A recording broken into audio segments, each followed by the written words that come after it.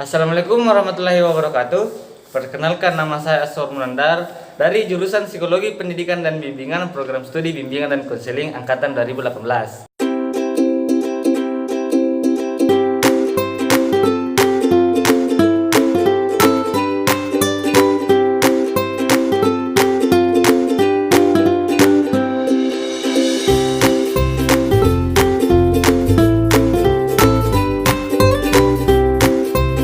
Adapun pengertiannya itu pengertian dari pendekatan naratif, yaitu terapi naratif adalah bentuk psikoterapi yang menggunakan narasi.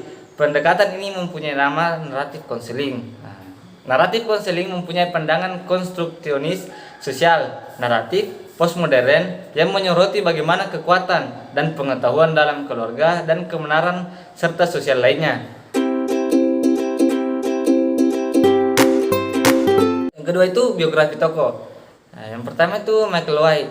Michael White adalah salah satu pendiri bersama David Epstein dari gerakan terapi naratif. Dia berada di pusat Dalwis di Adelaide, Australia, dan pekerjaannya bersama keluarga dan masyarakat telah menarik minat internasional yang luas. Di antara banyak bukunya adalah Narrative Means to Therapeutic Ends, Restoring Lives, Interviews and Essays, dan Narrative of Therapist Lives tahun 1997. Yang kedua itu David Epstein. David Epstein adalah salah satu pengemban terapi naratif. Dia adalah CEO Direktur Pusat Terapi Keluarga di Auckland, Selandia Baru.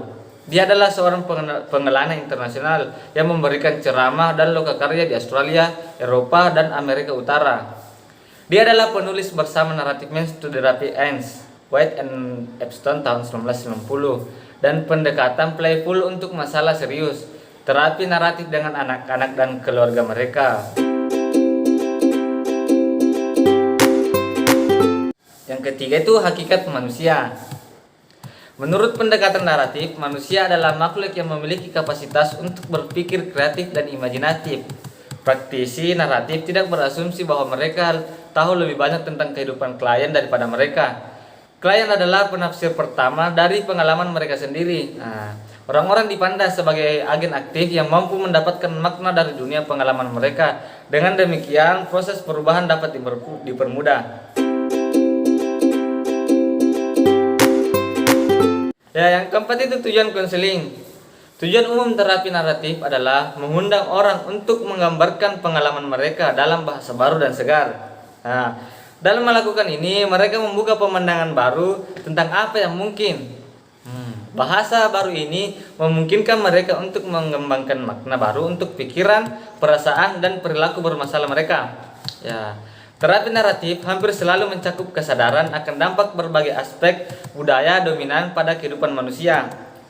Praktisi naratif berupaya untuk memperbesar perspektif dan fokus serta memfasilitasi penemuan atau penciptaan opsi baru yang unik bagi orang yang mereka lihat.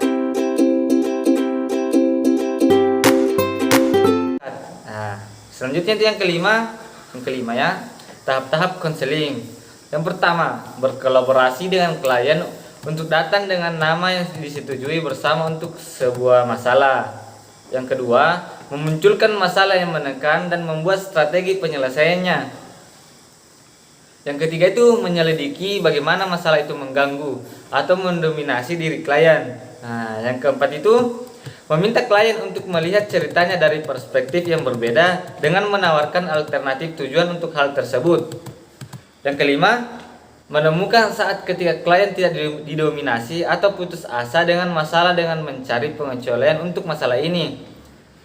Yang keenam itu mencari bukti historis untuk mendukung pandangan baru dari klien yang cukup kompeten untuk bangkit, untuk mengalahkan atau melarikan diri dari dominasi atau penindasan masalah.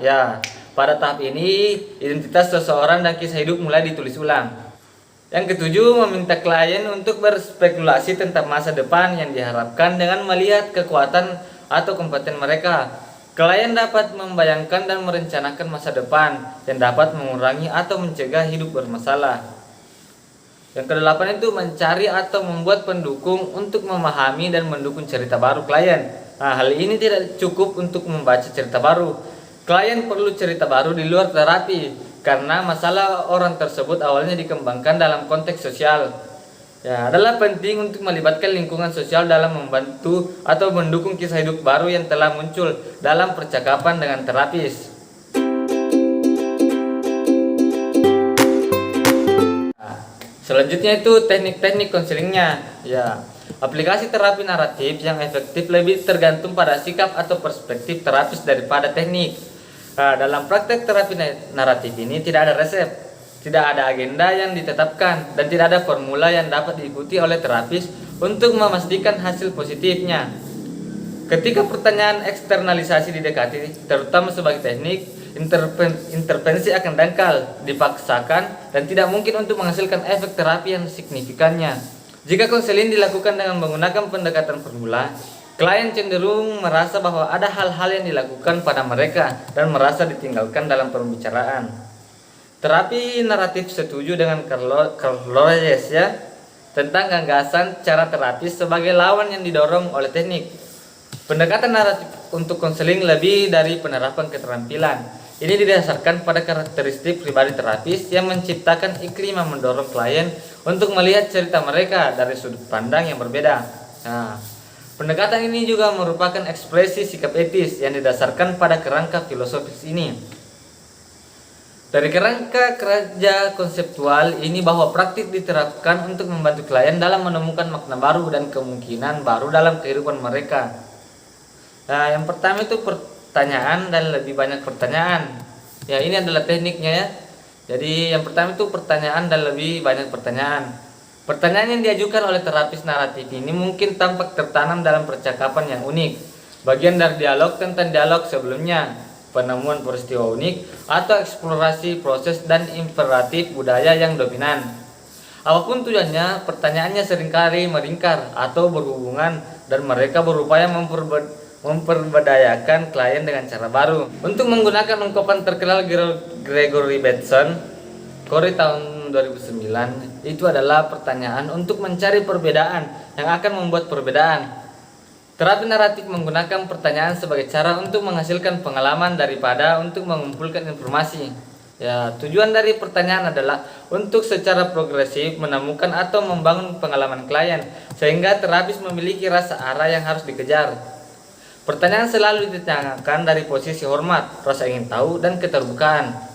Terapis mengajukan pertanyaan dari posisi tidak tahu, artinya mereka tidak mengajukan pertanyaan yang mereka pikir sudah tahu jawabannya.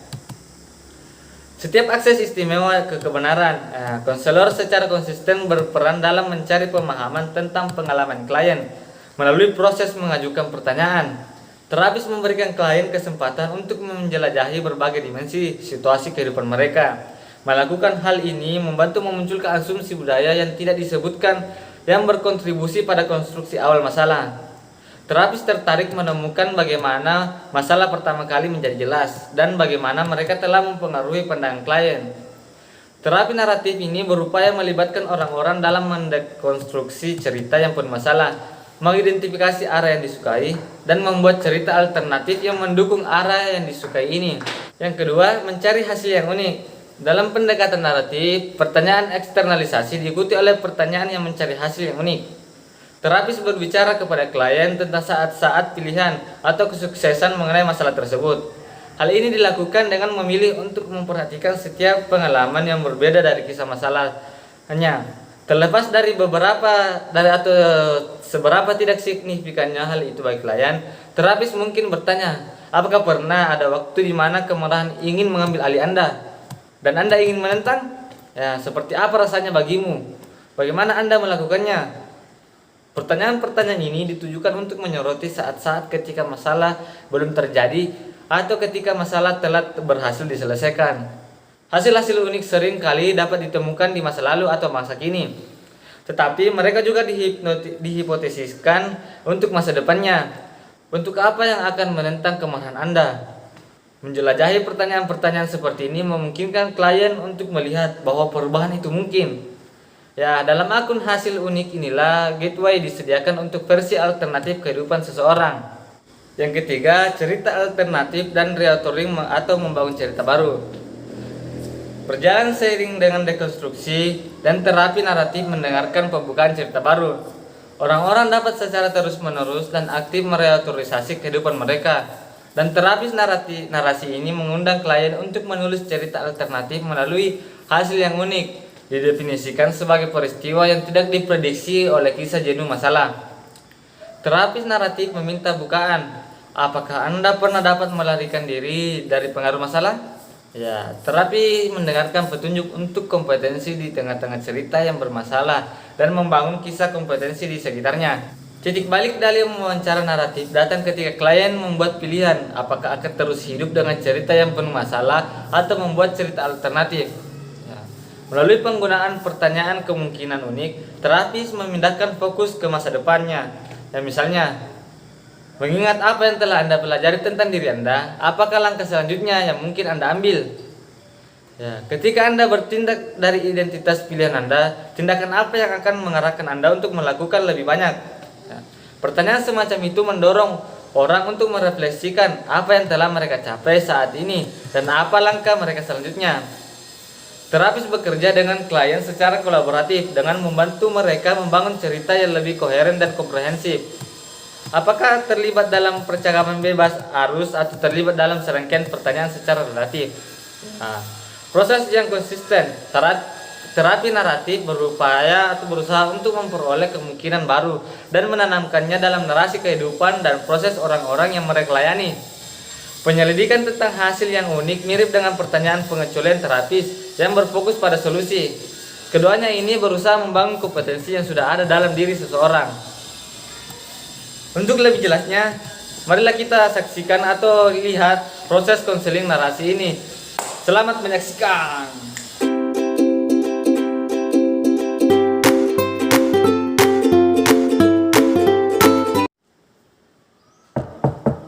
Assalamualaikum Pak. Ya, waalaikumsalam. Silakan masuk nak. Oh iya Pak, terima kasih Pak. Ya, silakan. Kamu mau duduk di sebelah mana? Oh di sini saja Pak. Oh ya. Kamu apa kabar? Baik sih Pak, tapi hanya stres sedikit Pak. Oh, terlihat dari wajahmu ini sepertinya ada yang berbeda ya. Ada apa ya kalau Bapak boleh tahu? Bagaimana ya Pak? Saya itu di kelas sering marah-marah karena teman saya Pak. Tapi saya kan marah karena ulah mereka bukan karena saya Pak. Oh, memangnya ada masalah apa dengan teman-temanmu di kelas kalau Bapak boleh tahu? Saya di kelas suka marah-marah dan perilaku saya sudah tidak bisa dikontrol Pak. Karena teman-teman saya tidak mau mengerjakan tugas Pak. Oh ya. Apakah kamu melukai anggota tubuh kamu ketika kamu bertindak marah-marah di kelas? Ya, paling menghajar bangku Pak. Oh ya. Jadi akhir-akhir ini kamu merasa stres karena teman-temanmu yang mengandalkanmu kamu untuk mengerjakan tugas-tugas kelompok ya begitu? Lebih tepatnya saya merasa dimanfaatkan Pak. Bukannya diandalkan oleh teman-teman saya kesal Pak. Oh ya, jadi kamu merasa dimanfaatkan oleh teman-teman kamu ya? Nah iya Pak. Oke kalau begitu ya. Sebelumnya mengapa kamu merasa dimanfaatkan? Jadi ada tugas fisika Pak, membuat rumusan jatuh benda Pak. Nah, teman-teman saya itu tahu kalau saya suka membuat rumus Pak. Maka dari itu teman-teman saya memanfaatkan saya untuk mengerjakan tugas itu Pak. Oh ya, jadi kamu merasa dimanfaatkan oleh teman-teman kamu ya? Ya Pak, seperti itulah. Ini ada kertas kosong. Berhubung kamu hobi membuat rumus, nah kita menggunakan kertas ini untuk media konseling. Dan nanti Bapak bantu kamu memberikan arahan untuk menuliskannya. Ya Pak. Ya, berdasarkan cerita kamu merasa dimanfaatkan. Lalu dimanfaatkan dan diandalkan itu adalah dua hal yang berbeda ya? Ya Pak. Coba kamu tuliskan yang ada di dalam diri kamu tentang dimanfaatkan dan dapat diandalkan. Oh iya Pak.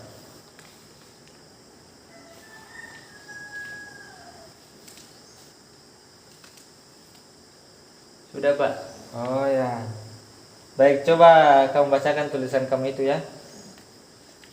Entah teman-teman saya terlalu bodoh dan pemalas atau mungkin saya yang diandalkan untuk membuat tugas tersebut. Tapi seperti mereka memang mengandalkan saya.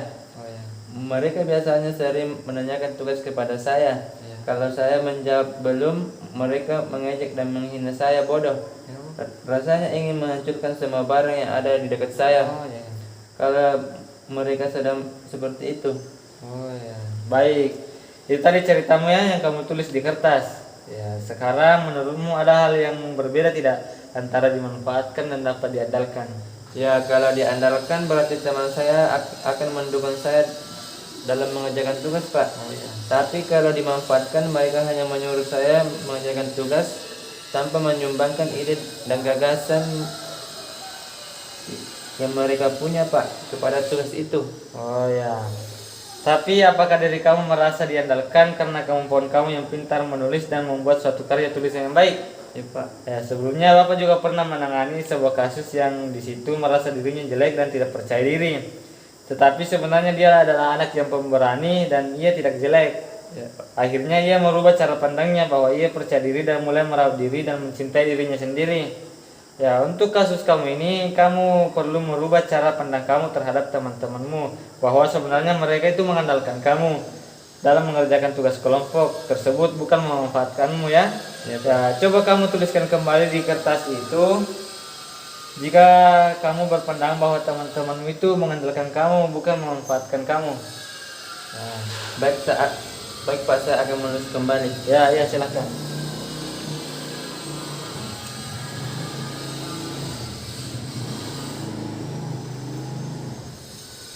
Sudah, Pak. Oh ya. Ini saya bacakan lagi, Pak. Oh ya, silahkan dibaca kembali. Baik, Pak. Ya. Saya diandalkan adalah hal yang membanggakan seseorang yang di dirinya dapat diandalkan, akan merasa bahagia terhadap diri sendiri. Menurut saya, orang tersebut akan menerima dirinya sebagai sosok yang berharga untuk orang lain. Sedangkan dimanfaatkan adalah hal yang menyedihkan. Seseorang dimanfaatkan itu pandai, tetapi juga sekaligus bodoh, kecuali dia ikhlas melakukannya. Tetapi saya sih tidak ikhlas melakukannya.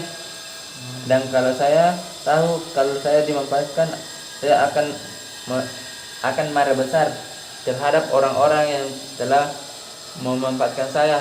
Oh ya. Nah, itu adalah pendapat kamu mengenai dapat diandalkan dan dimanfaatkan ya. Ya, Pak. Jadi ada hal yang positif ketika kamu memandang diri kamu sebagai orang yang dapat diandalkan, bukan dimanfaatkan. Ya, coba kamu uraikan lagi dalam kertas tersebut apa yang akan kamu lakukan jika kamu berpandangan bahwa kamu dapat diandalkan. Ya, Pak. Ya, silakan.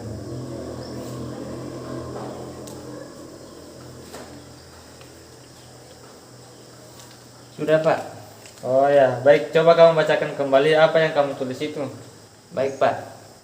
Mungkin jika saya berpikir bahwa semua yang dilakukan oleh teman-teman saya kepada saya itu adalah mereka mengandalkan saya, bukan memanfaatkan saya. Ya. Dan itu adalah bagian dari diri saya yang paling membanggakan. Ya. Namun saya akan berbahagia, saya ikhlas mengerjakan tugas membuat rumus tersebut, meskipun seharusnya dilakukan secara berkelompok. Ya. Karena itu adalah tugas kelompok, Pak. Ya. Namun juga bisa mengurangi emosi saya di kelas. Saya berharap bisa melakukannya itu dan berubah. Ya. Nah, itu adalah posisi kamu dalam menghadapi situasi yang sama, tetapi kamu memiliki pandangan yang berbeda ya dari sebelumnya. Menurut kamu lebih nyaman mana antara dimanfaatkan atau dapat diandalkan? Menurut saya lebih nyaman jika saya berpandangan bahwa saya diandalkan dan bukan dimanfaatkan, Pak. Dan mungkin jika saya berpandangan bahwa saya diandalkan, saya akan lebih semangat dalam mengerjakan tugasnya, Pak. Ya, nah jika jadi kamu harus berpandangan positif ya terhadap teman-teman kamu. Nah, untuk selanjutnya kamu meminta bantuan dari teman dekatmu untuk mengingatkan kamu dan meluruskan pemikiran kamu bahwa kamu itu dapat diandalkan, bukan dimanfaatkan. Iya, Pak, siap. Ya, lalu apakah ya ada yang ingin kamu tanyakan lagi? Tidak ada, Pak. Berarti intinya saya harus merubah pandangan saya dari memanfaatkan menjadi diandalkan, ya, Pak. Oh iya, kamu harus memiliki pandangan positif terhadap teman-teman kamu bahwa kamu itu dapat diandalkan untuk membuat tugas itu. Baik, Pak. Ya, lalu apakah yang kamu rasakan sekarang setelah kamu menuangkan semua permasalahanmu dalam sebuah tulisan itu? Saya lebih lega Pak, lebih nyaman. Perasaan saya sudah tidak ada yang mengganjal lagi dalam benak saya Pak. Ya, bagus Atar ya. Ternyata benar ya kalau kamu itu pintar menulis dan pintar merangkai kata-kata. Oh iya Pak, makasih Pak. Ya, baik. Apakah ada yang ingin kamu tanyakan lagi? Tidak ada Pak. Oh, baiklah, kalau begitu kita akhiri saja proses konseling kita hari ini ya. Ya Pak. Ya, Baik Pak, terima kasih Pak. oh ya. Sama-sama ya anak Atar. Ya Pak.